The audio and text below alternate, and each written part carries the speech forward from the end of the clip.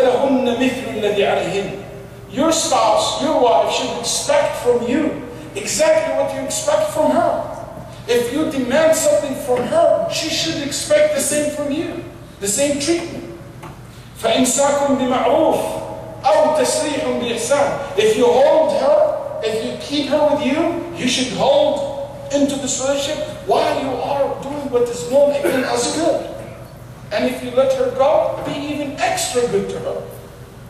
قال صلى الله عليه وآله وسلم in one of his last speeches, he said, أنا واستوصوا بالنساء خيرا فإنهن عوان عندكم يعني أسيرات عندكم.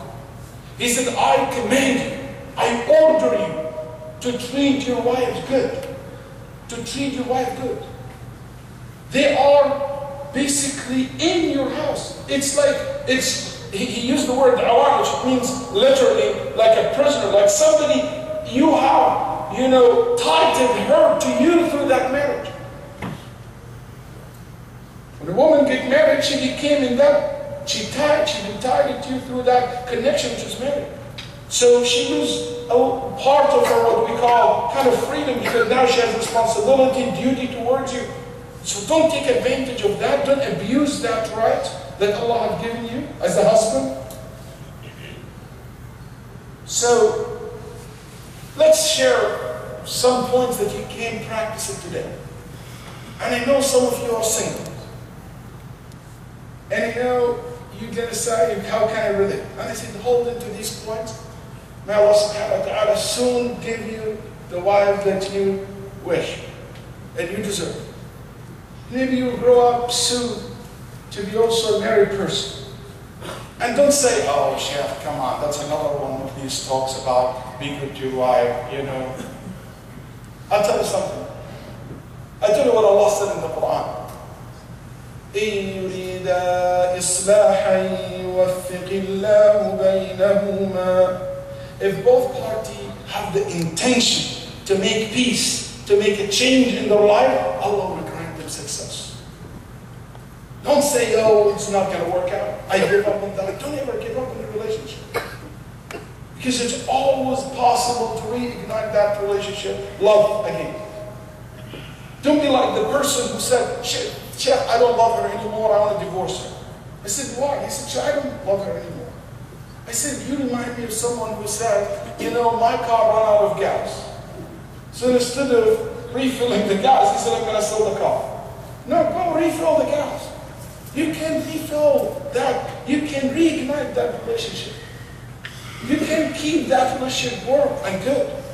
And these some tips, some points that I hope that you will take them seriously and try to practice them. And we all should take that. Any points that we raise here, and someone sent me an email as a feedback about my khutbah. I said, Sheikh, isn't it too many points you mentioned in khutbah?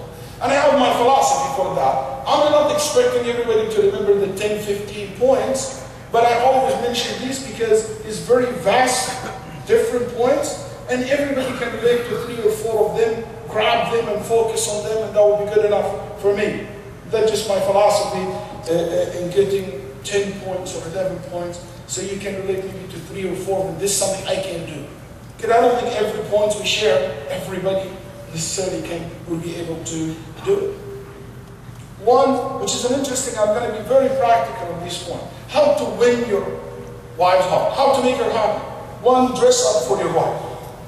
It is so sad that so many times we don't even pay attention to this. And I start with this because not many people pay attention to that. When they go home, they wear the worst type of clothes to their wife.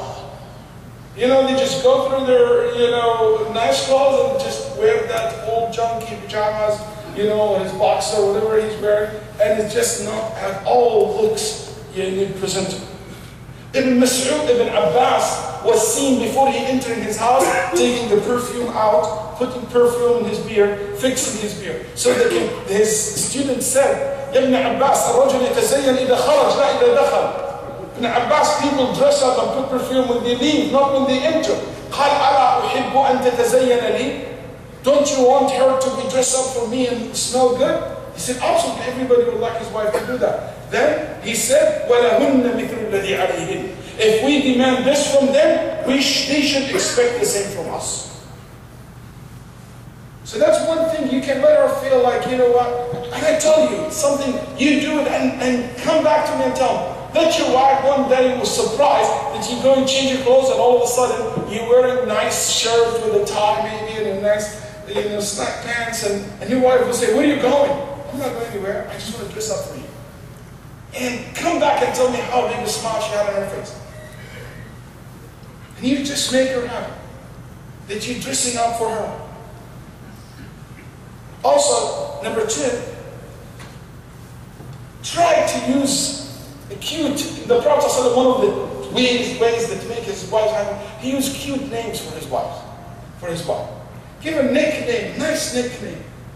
Wallahi, sometimes you will be surprised, some people, they have the worst nickname for their wife. One guy like that, okay, he had in his phone, he calling his wife, for example, Guantanamo. The comments. Believe me. But I know someone who had in his phone, his wife put her name in the phone basically in a very cute way. He said, First Lady, you know, my love, something like that. Give her a nice nickname. Call her with a nice, call her with a good name, cute name. Kind of name, Ya Aish. وإذا الحميراء, because she has a very red cheek. رضي الله عنها وأرضاها.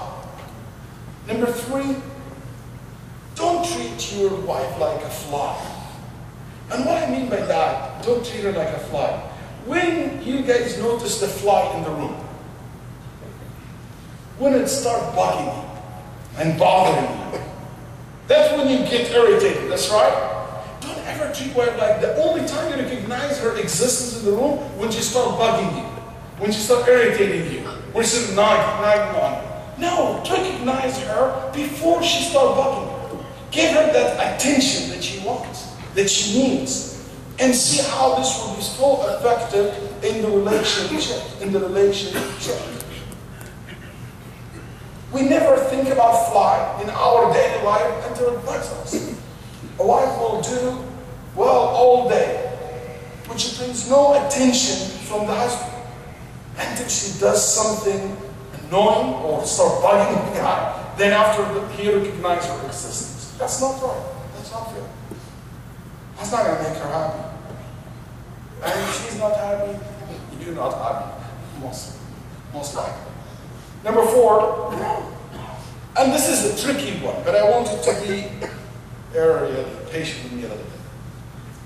Don't pick on every mistake she makes.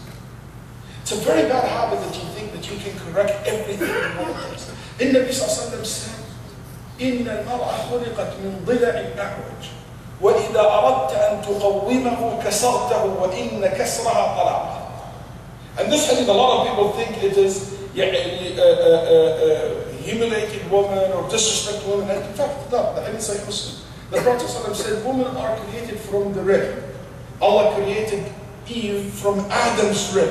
And that's so cute, by the way, to be created from the rib. They say that she was not created, for example, from his feet, so you not step on her, not from his head to control him. It is from his rib that closest things to his heart, side to side. And the Prophet ﷺ said the rib is different. The rib is basically is not straight. And he doesn't mean that she is crooked or bad. No, he means that she is different. So women, sometimes they see things in a different way. They calculate in a different way than the men. So the man, if everything goes against what he used to, we think as men, and you see she does it in a different way, and you try to correct, to pick on it, to correct it. In this case, I'm telling you, the Prophet ﷺ said, in this case, you will end up divorcing this woman. You cannot live with her like that. But you have to understand the difference between men and women. Maybe that's in itself need a whole khutbah about how men think and women think, how different differences. I call them different species, kind of. The way they think, there's big difference between men and women. And this is very important for those young men and women about to get married. Because one of the biggest problems I always see, we try to treat them the way we treat men. We expect them from them to behave like the way men behave, or think, or react. No, there is a different ways, and it doesn't